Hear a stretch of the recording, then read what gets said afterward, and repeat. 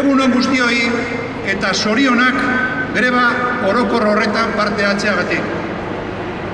Ez da egia berdin dela ezer ez egitea ala borrokatzea. Inola ere ez. Inoiz ez da horrela izan. Mahai gainean daukagu eraso oso bortitzak eta erantzun behar dugu dudarik gabe. Kalean elkartasun politikak exigitzeko. Horregatik egiten dugu greba eta gaude hemen kalean. Guk ez dugu beste biderik ikusten langileok eta gizartea mobilizatzea baino. Krisi honen zergatiak arrazoia ematen digu, baina hala ere kapitalak, hau da, benetako botereak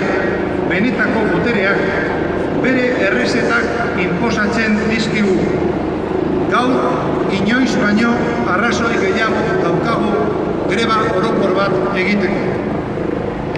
Pentsioen erreformaren aurka egiten dugu greba, baina ez dugu ahaztu behar langabezia gero eta handiagoa dela, eta gobernuentzat ez dela lehentasuna.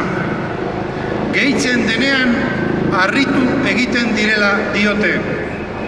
Langabezia aitzakia perfektua da gizartea disiplinatzeko. Zer gertatzen ari da? Soldata eta eskubide sozialak ebasten ari direla. Eta inoiz ez bezala, klase politikoaren zati batek hori babesten duela.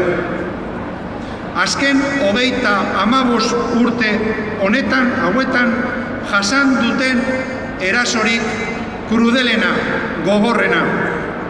Gure pobrezia bilatzen dute, etekinak handitu nahian. Eta soldatek, ez eskubide sozialek, ez dute krisiaren oinarriekin inongo zerikusirik. Guzti hori defendatzeko atera gara kalera eta egin dugu greba orokorra.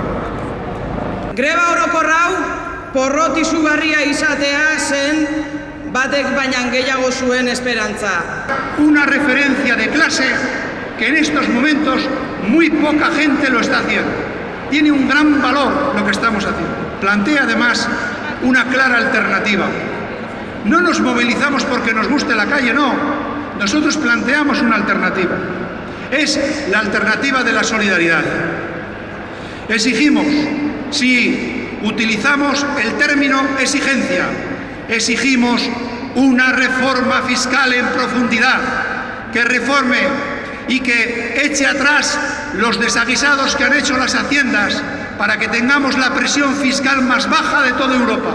Exigimos una reforma fiscal, exigimos que persigan el fraude fiscal impresionante que existe en nuestra sociedad, porque contra lo que dice el Pacto de Toledo, las pensiones también se pueden pagar con impuestos, pero no quieren.